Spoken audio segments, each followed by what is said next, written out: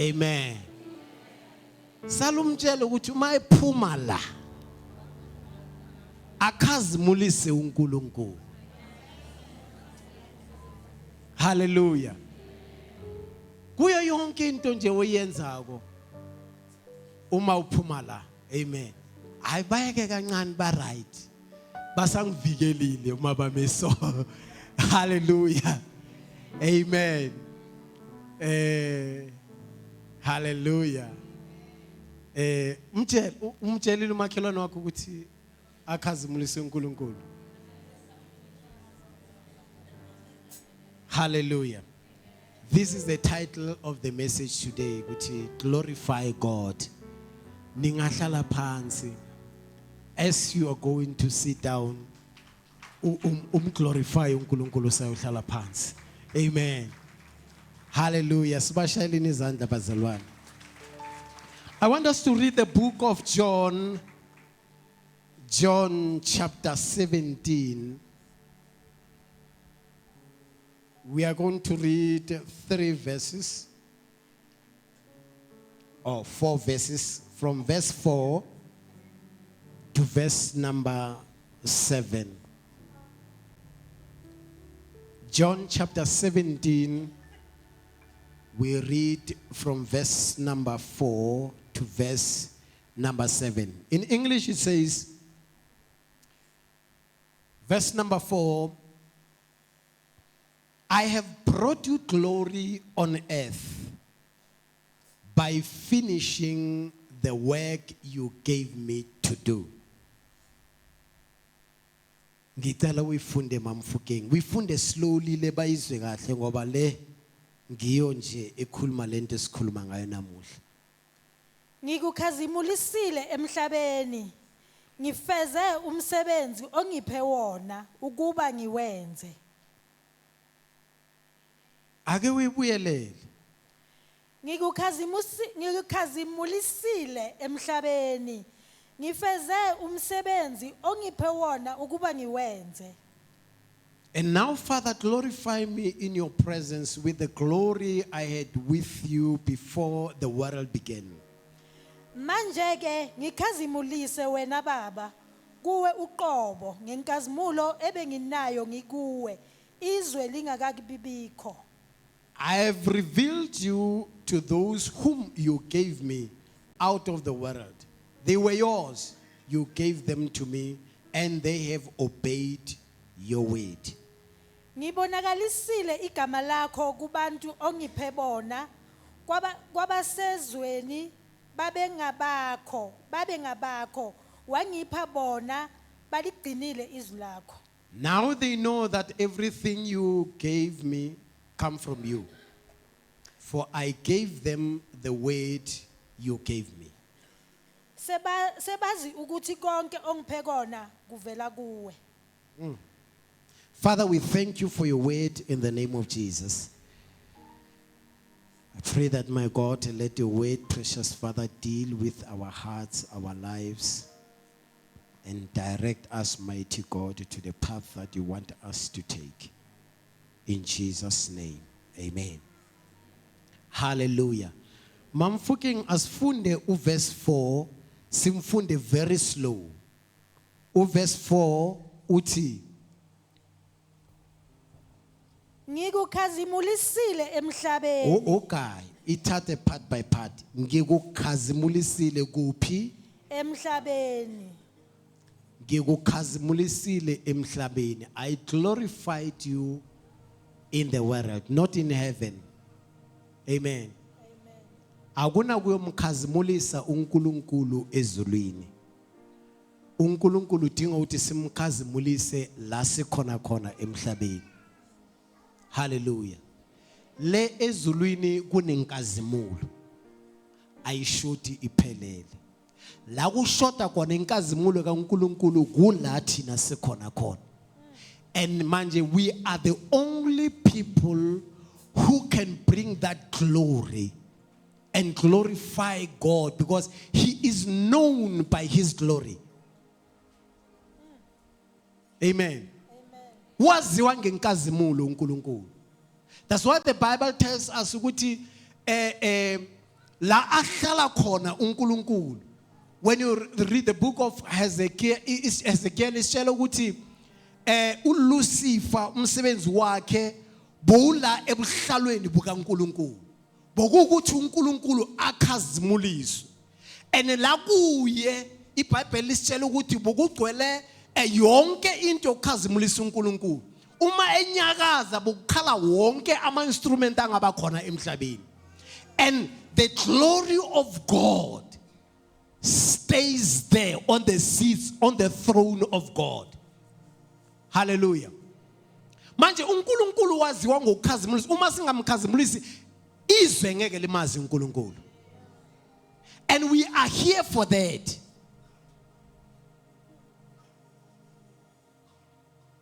Because uNkulunkulu nendawo yakhe ekhazimulisiwe. Bese wadala indawo physical of which is the world. Le ukuthi fanele izokhazimuliswa ngomuntu. That's why uma edala umuntu umdala ngomfanekiso wakhe.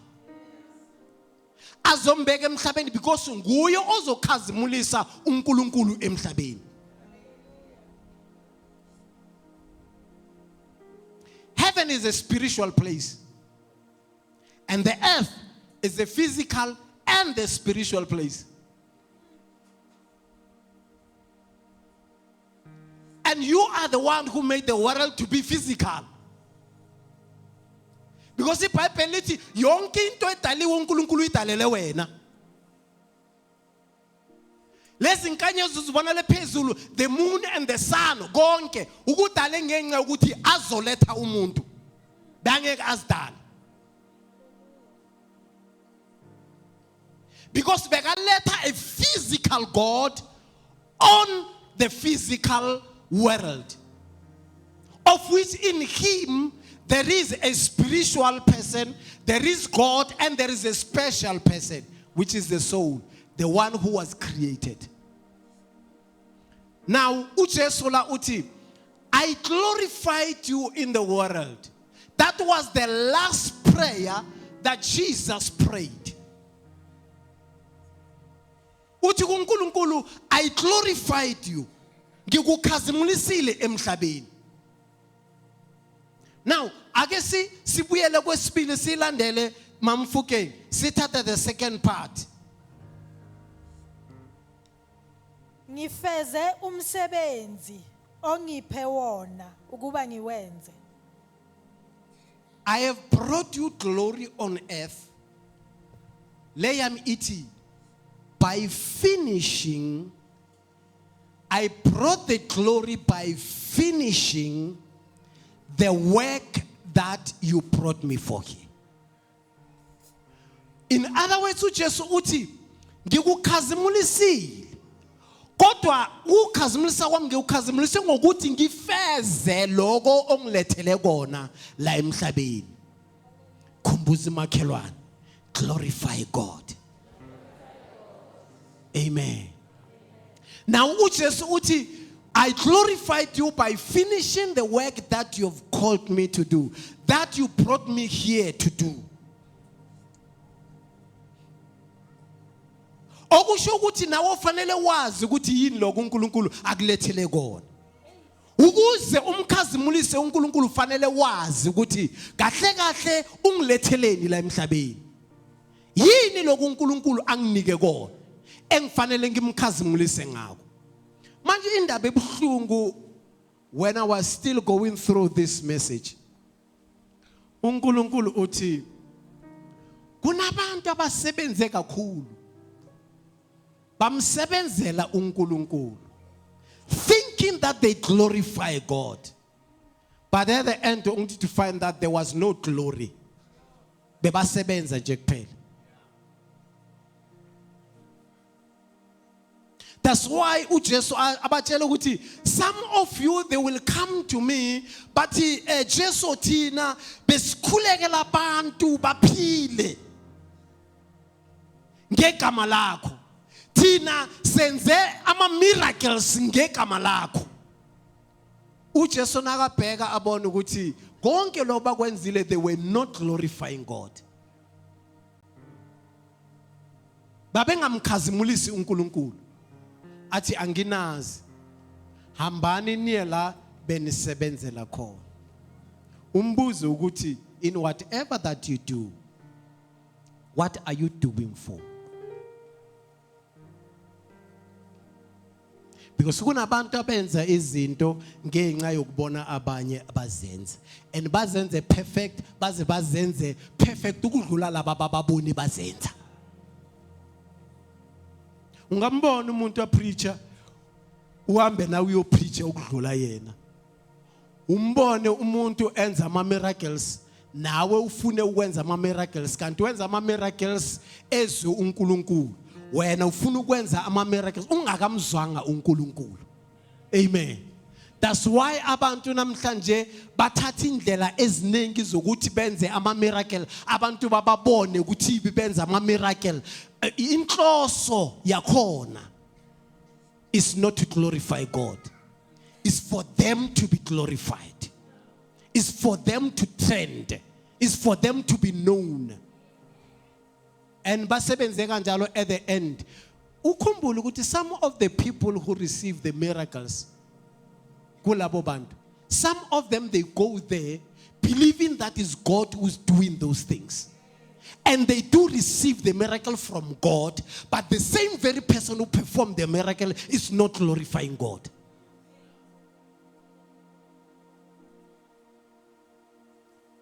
Number one. Number one.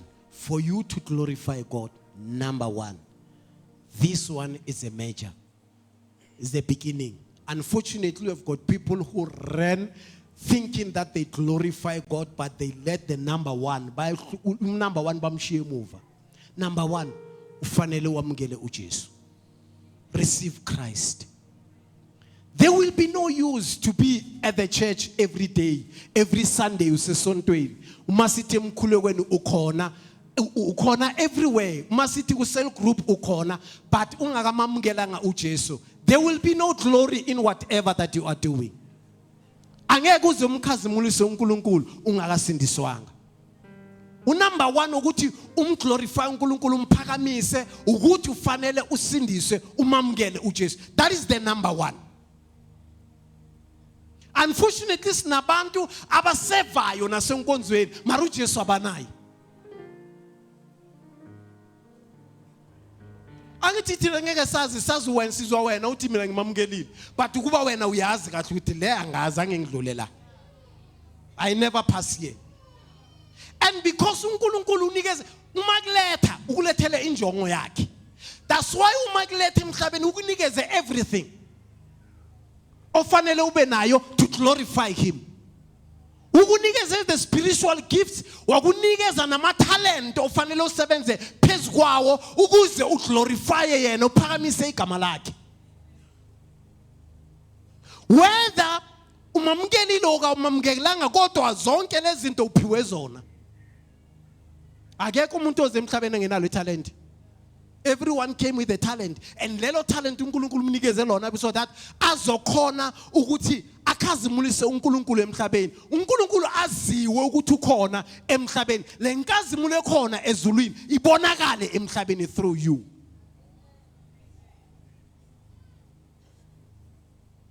But now unfortunately some of us use the talent that we are given, but without taking Christ as the lead. Hallelujah. Kwathi ngibuza ukuthi umamukelile na. Uma abantwana bakwaIsrael baphuma eGibhithe, because bahleli eGibhithe for about 400 years baseGibhithe. Now uma baseGibhithe kunabantu baseGibhithe laba bebathanda indlela abantwana bakwaIsrael baphila ngayo. Yet abasibo abantwana bakwaIsrael maGibhithe. Lithi iBhayibheli uma bephuma uNkulunkulu abalanda ngoMose eGibhithe baphuma, kwabakhona abaphuma nabo abaseGibhithe. Baphuma nabo.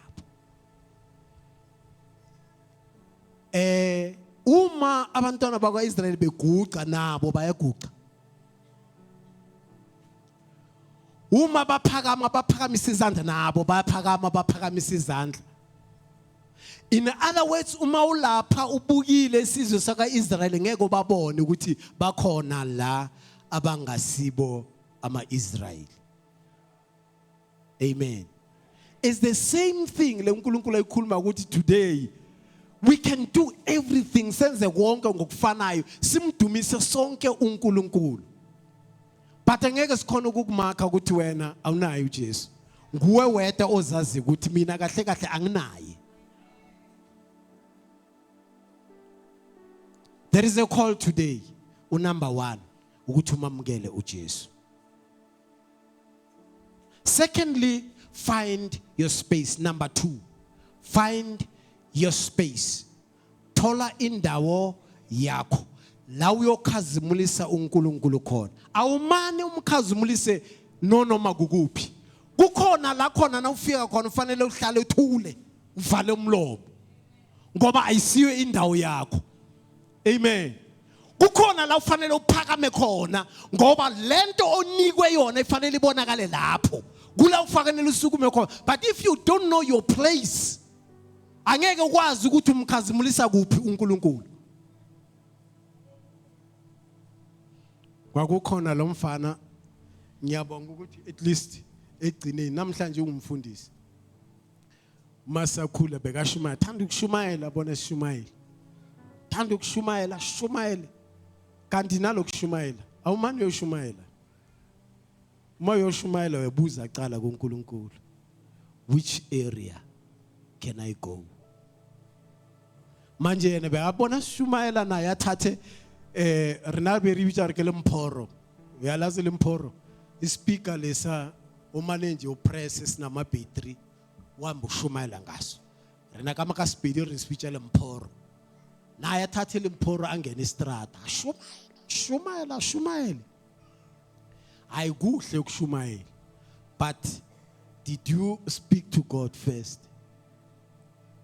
Mina ngamanga lathulila ngasashumayeli. Bengazi ukuthi kwenzakaleni. Akasa explain ukuthi kwenzakaleni. Kanti bamngenele. Bamfaka isamboko wavala ngoba bekasebenza la uNkulunkulu angakashongo ukuthi asebenze khona. Bamfaka isamboko bathi uyasirasela. Bebangezwa nalento ayikhulumako. By that time, after sometimes I realized ukuthi lo mfana bayangasindiswa nokusindiswa by the time ashumayela. Amen. Omunye lapha ecele mangamangala ukuthi okay manje lo muntu ngoba ushumayela kangaka ushumayela izwi likaNkulunkulu mara baze bamshaye kangaka bamshayela ukushumayela estrateni waze wayeka kwenze njani kanti awazi unumber 1 akanayi akasindiswana. Ubone laba abasindisa kubenza njalo naye wenza. Amen. Hallelujah. Hayi iBhayibheli lithi singabancabeli. Amen. Lisho njalo lithi singabancabeli. Na noma ngaba ngasindiswa kuma yenza singamncabeli simiyeke. Uzawuhlangana nazo lapha phambili. Zizamenze ukujika ndoda uyoqala unumber 1. Find your space. Kunabantu abasebenze kakhulu. That one is a pain again in my heart ukuthi umuntu asebenze but unfortunately usebenza ku area uNkulunkulu angakambizela ngakuyo. Lebhlungu ngoba Bishop ebamba nathi sibafundisi. Yes bamba nje. Ngizwe ukuthi uNkulunkulu ungibizile.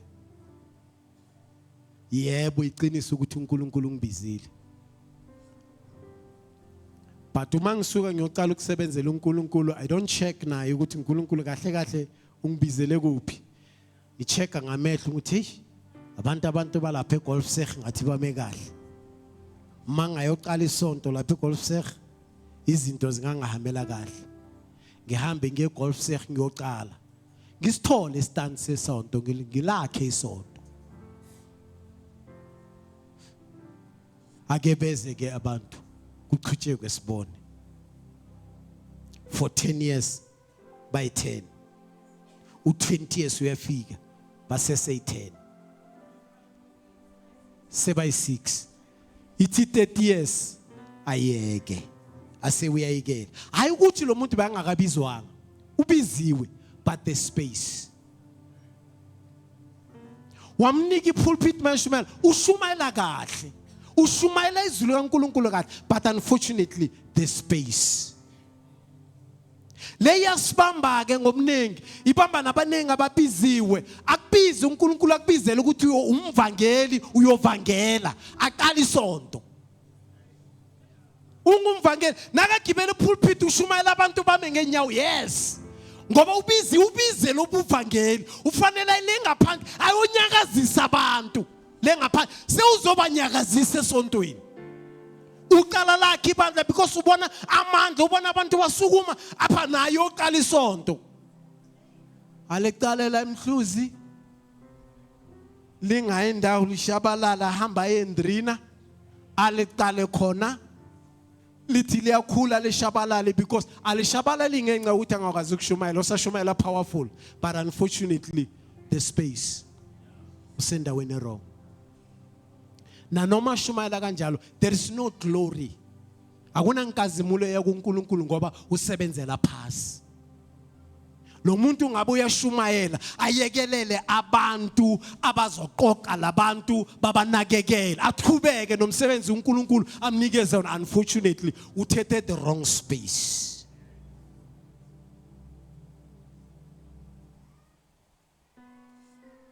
it might take the wrong space ukusebenza khona uzosebenza but unfortunately umphumela ukho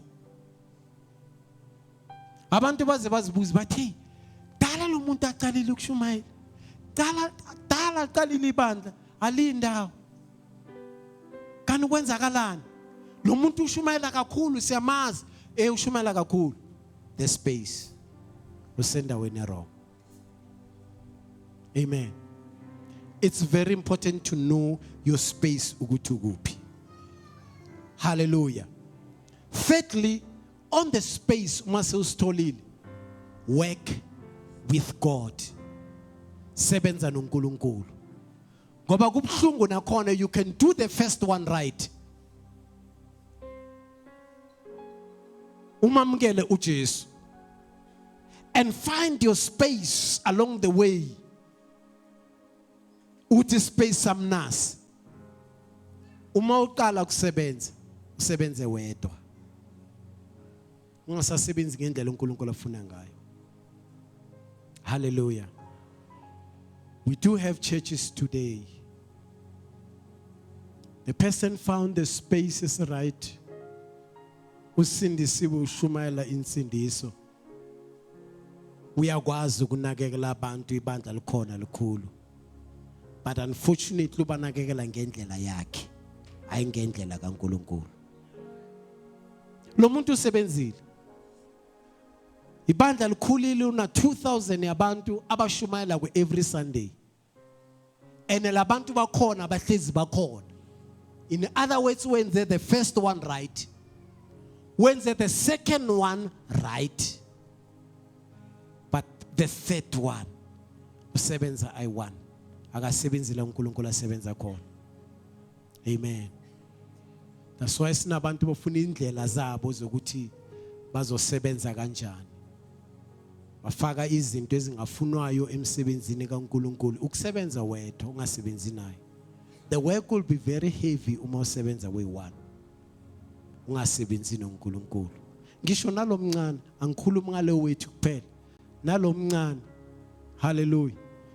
Uma ubizele le kitchen usele kitchen ngeke akwazi ukusebenza i1. And uma ngasebenza ikitchen asebenze ngaphandle kwaNkulunkulu athi labantu ngizaziphathela ngeke baze baphatheke. Angeke. Amen. Hallelujah. Bonke bazawushona le ubathe bathe bashona kanti kufuna usebenzela uNkulunkulu asebenze. uNkulunkulu unginikeze umsebenzi now let me do it. Ngiwenze nawe lo msebenzi. Ungawenzi ngedwa. Uma uwenza noNkulunkulu umsebenzi obizelo wona uba effective and fruitful. That's why uJesu athi uma ungabi fruitful uzogawulwa. Amen. We need to be fruitful, and the only thing that can make us to be fruitful ukuthi sisebenze noNkulunkulu la asebenza khona, singasebenzi sodwa. Amen. Hallelujah. Ungathi sewuhlabelele kangaka mama Keke, wahlabelela kwaba nabantu abasindiswayo, wahlabelela kwaba nabantu abapholayo. Abanye bathi siye lapha esontweni lela ngenxa yakaSuzi, sizwe yena ahlabelele. Kanti uhlabelela yedwa. Lesipho sika uNkulunkulu esilapha ezikwakhe usebenza ngaso ayi1, lo uNkulunkulu amshiye lapha. Senishaye insimbi kangaka? Angeke. Shaya insimbi ngokuthi iSouth Africa ibe shaken ithi lebandla leli elakuphi. Labantu abakhona abashaya insimbi kangaka. Kanti nishaye ngegift kuphela. Nishiye uNkulunkulu lapha. That is not to glorify God. To glorify him, you need to be with him emsebenzini lo wenzako. Ube naye uNkulunkulu. You find the space. That is the right space. A space esingasisa kwasi right. Ngake ngashaya organ, ngashaya na kuma revival. Ngise space nesingasisama. Amangala ukuthi lento yabanzima kangaka kimi kanti kwenze njani. Abanye abantu baenjoya, mina nganga enjoy. Uma ngayibota full cop boluko bangatshela ukuthi bekashaya, abanye bangibuza usashaya organ, mina hayi ngisukele. Hayi, angithi bangithola ngishaya ku revival ematendeni. Manje wena usashaya organ ithi mina niyangisukela. Phela wawushayile organ kamnandi. Hayi bazalwane. Ispace esingasakwazi sakho. Nakhona bebezwa ngishaya kamnandi, uyazi ukuthi why? Bekangekho umuntu osespacing sakhe. Ngoba mangabe kunomuntu oshaya organ osespacing sakhe bazozwa ukuthi hey lo ushaya into yakhe ushona le. Ayikho lento ayishaya kula. Amen. Your space. Amen. Uma ungasise spacing sakho noma ungazikhandla kangakanani, ngangithwala iphika ngihamba nazo a distance kusuka la uye Dronkop. Ngiyoshaya organ le, abantu basindiswe. Ushunyayelo abantu basindiswe. Ngikhandle kangakani bani sespacing esingasisama. Uma ngikhathela, ngizubhlu angijabuliswa nale nto ngiyenzayo. Amen. But because sometimes bazalwane over passionate ngokwenza lento ngoba abantu bathi uyenza kahle kanti ex yakho. And wena uzoyizwa ukuthi ex yakho. That means ungenzi ngenxa yabantu. Yenqa ngenza yakho ngenxa yakaNkulunkulu. Then uzokwenza kamnandi. Hallelujah. Ukwamthola umuntu babumondla passionate ngokucula bamtshela ukuthi ucula kahle wena ngoba une gift yokucula nathi uyacula weza ukuthi eish aze athi ngiyorecord kunomunye saphika sinomama sathawa uma usinomama ke umama ke kwathawa awu athi uyorecorda phela ene bebamtshelile ukuthi ucula kahle shame bekenza ngenxa ukuthi bamtshelile ukuthi ngiyacela noma ngabe wenzani to glorify God ungenzi ngenxa yabantu. Uzowenza into wrong abantu bakushayela izandla. Ngoba bebamtshela ukuthi ucula kamnandi. Ene naye bekazitshela ukuthi ucula kamnandi. Mara manje nasicula naye size ukuthi ish ngathi ufana nami noBaba Makeke lo. Ene manje sewufuna ukurecord.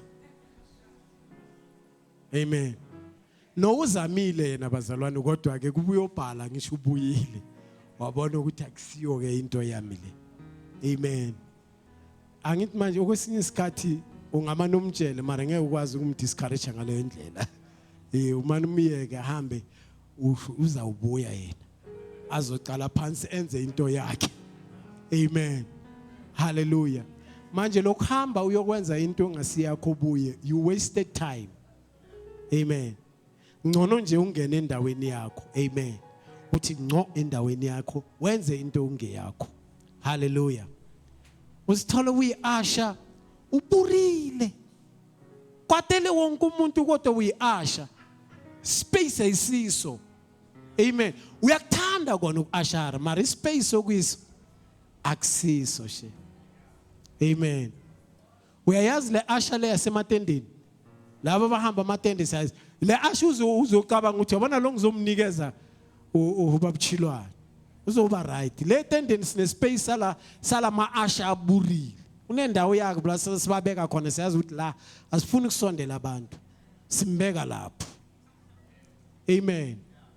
Hayi uyasebenza impela naka lapho usendaweni eright. Akunamuntu ozawusondela lapho. La sifuna abantu khona sifuna lo we gift eright efuneka lapho. Amen. Hallelujah. Find your space and work with God. Sebenza noNkulunkulu. Amen. Le mina mayihambe naye uNkulunkulu phezukwayo lento. Ihambe naye uNkulunkulu. Then God will get the glory. Uzothola udumo uNkulunkulu ngoba abazali sifanele sikwenze ukuthi simdumise uNkulunkulu ngayo yonke into esiyenzayo. In whatever that we do, let God be glorified. Uthi uPaul nanoma ngabe uyadla ukudla kwakho makudumise uNkulunkulu. Ungamane udlisi noma kanje noma udle noma yi. Kunezinye izinto uma uzidla uNkulunkulu uthi Hallelujah. Le ngiyazi ukuthi ngikhuluma ngomhlamba abanye abayazi kodwa uye experience bengidlela kamnandi zonke izinto ezidliwako. Amen. Kodwa kunenye into bengidla elinye la ngathi mangidla uNkulunkulu wathi hayi la ungayidleli la. Amen. Ngoba uma uyidlela la kukhona ozolimala. Iyekele ungayidleli. Iyadliwa yona. Ayina problem. But because there are people who regard it as not the right thing, if you are amongst them, don't. uNkulunkulu wathi hayi la. Hallelujah. Amen. Kubalulekile ukumuza uNkulunkulu nokusebenza la asebenza khona. Ngoba uma ungasebenzi naye uba nenkani kwesinye isikhathi nala akhuza khona. Akhuza uNkulunkulu ungasamlaleli. Uqhubeke nokusebenza ngokwazi ukuthi vele ngiyakwazi ukusebenza. Kanti sosebenzelize, there is no glory that goes to God. Amen. Strengthened with might and continue to glorify God. Hallelujah. Amen. Glorify God. Awukhumbuza umakhelwane ke se isikhathi sami sesiphelile. Khumbuza umakhelwane.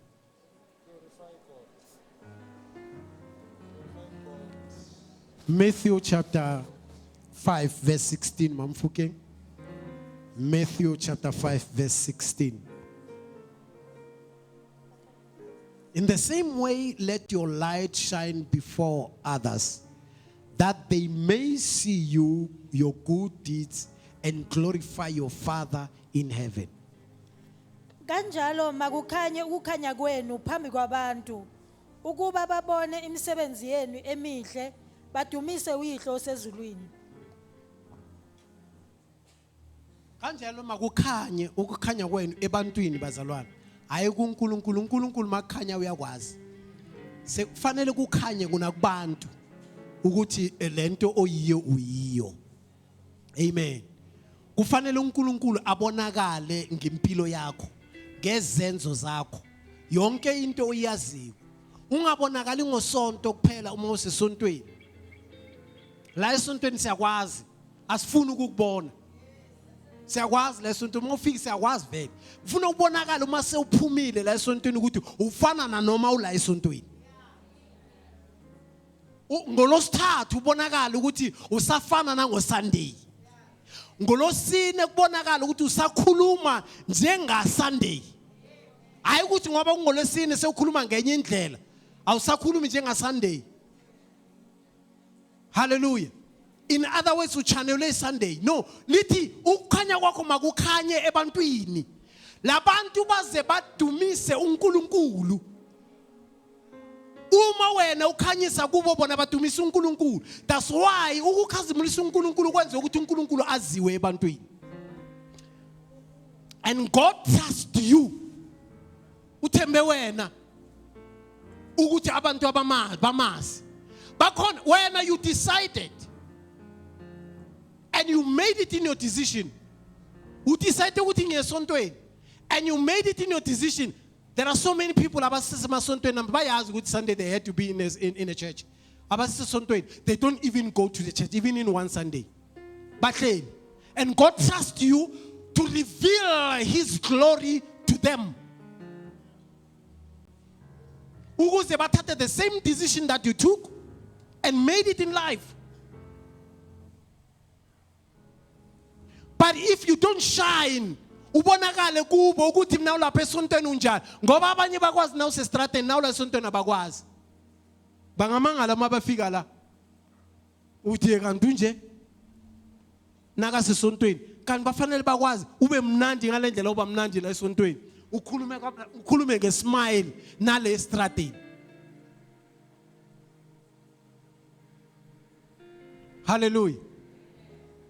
Let your light shines nakuphi nakubantu. Bamazi uNkulunkulu, lithi iBhayibheli badumise uNkulunkulu ngenxa yokuthi wena ubonakalisa inkazimulo yakho. 1 Corinthians chapter 10 verse 31.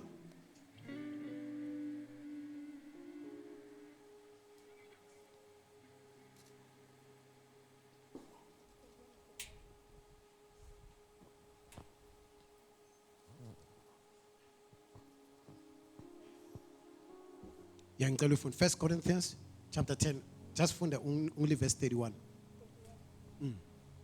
Ngakho ke noma nidla noma niphuza noma nenzani konke kwenzeleni udumo lukaNkulunkulu. So whether you eat or drink, whatever you do, do it all for the glory of God.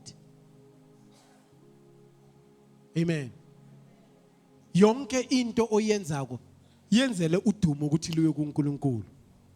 Ungathi uma uyenza into udumo bese luyehla, uNkulunkulu akasabonakali. Uma uphuma la lento uyenza, uma uphuma la yehlisa lento beyikhona uma ula esontweni. Abantu baze bamangala bathi ubuya lapha esontweni. Na kanje.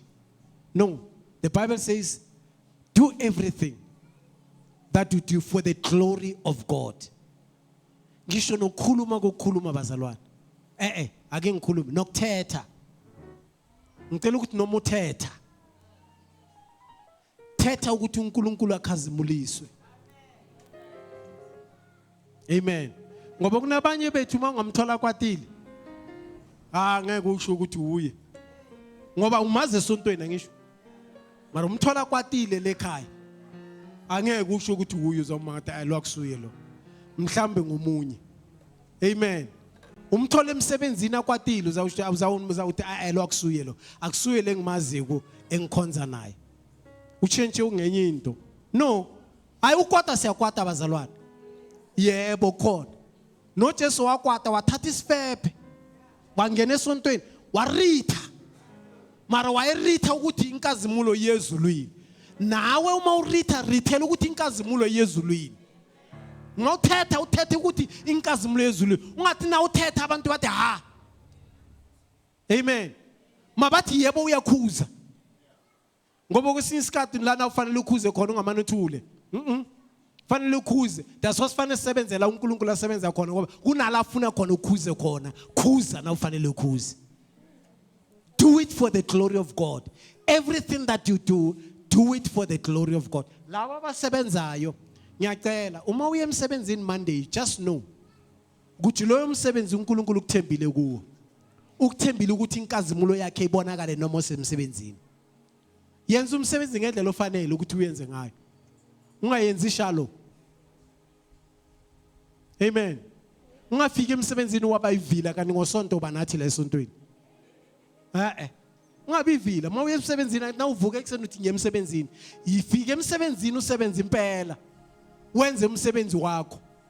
Ize uthi nalapha abanye nabakubona uma ukhuluma ngoNkulunkulu bathe no siyambona. Nangendlela asebenza ngayo siyambona. Uqinisile ngoNkulunkulu wakhe. Ngoba kunabanye bayambona ku Facebook. Mara nabe fike emsebenzini bathi akufani naye. Lo msebenzi awenza la akasebenzi ngalendlela simazi ngayo ku Facebook. Ku Facebook simbone pulpit. Nakafika la emsebenzini utholakala ngemva kwama toilet,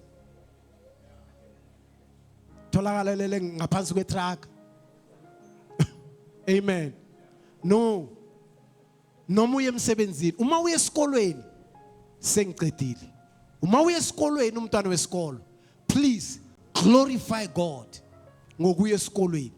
Abathi esikolweni ungabi inhlupho hle, uma esikolweni bakwazi ukuthi lo umntwana kaNkuluNkulu. Asisho ukuthi na ufika esikolweni uma umntwana kaNkuluNkulu ufanele ucoce uhlale uhlele endaweni eyi1 ukuthi umntwana no, whatever that noma udlala okomntwana kaNkuluNkulu. Be active but ungakhohlwa ukuthi ungubani. Amen. Kuko konke okwenzako, please don't forget, glorify. Khumbuza umakhelwane bese ngiyohlala phansi. Khumbuza umakhelwane. Glorify God.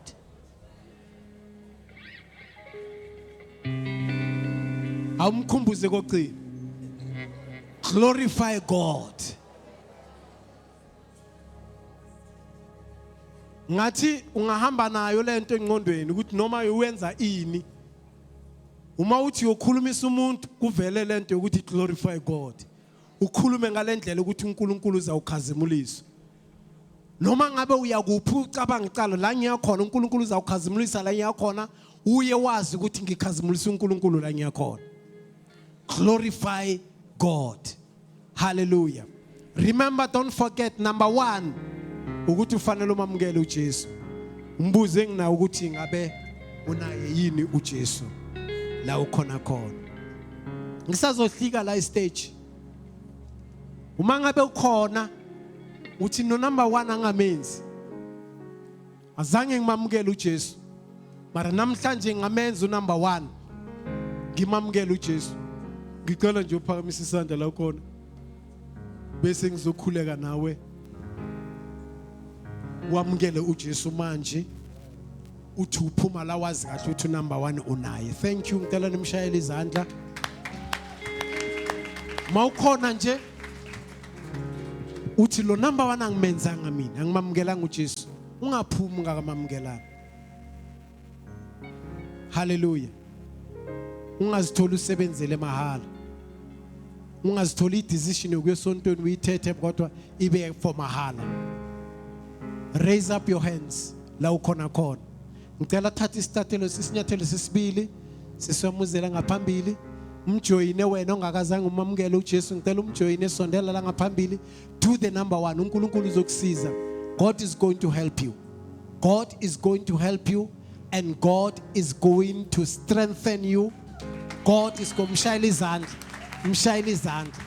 God is going to strengthen you and make sure that you make it in life. Hallelujah. Amen. Ungamjoyina. Hallelujah. Asikho isinyathelo esikhulu esilingana nalesi, because it's the first step bazalwane. Le step ayisi-step sokuseva uNkulunkulu kuphela, i-step sokumukelwa embusweni kaNkulunkulu. That's a crucial step. Ungalenzi iphutha. Hallelujah. Amen.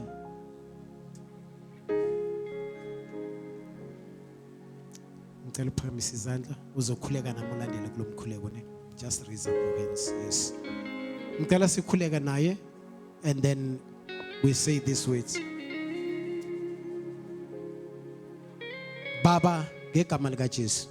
Baba, ngegama lika Jesu. Ngiletha impilo yami kuwe. Letha impilo yami kuwe. Ngiyavuma ngenhliziyo Ngiyavuma ngenhliziyo ukuthi uJesu wangifela. uJesu wangifela. Ngiyavuma ngomlomo wami Ngiyavuma ukuthi wafela izono zami.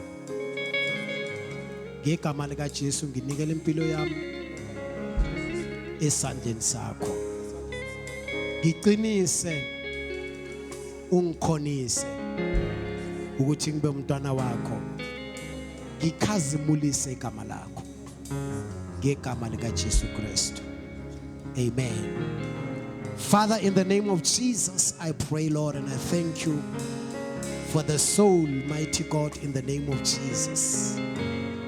I pray, mighty God, in the name of Jesus, I break all generational curses upon this life.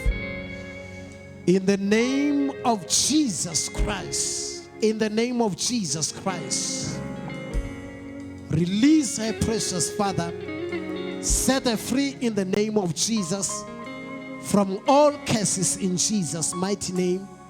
Father, I pray and I thank you and I bless you, mighty God, in Jesus' mighty name.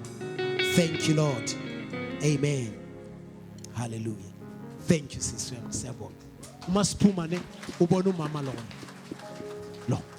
Mamfuki. Amen.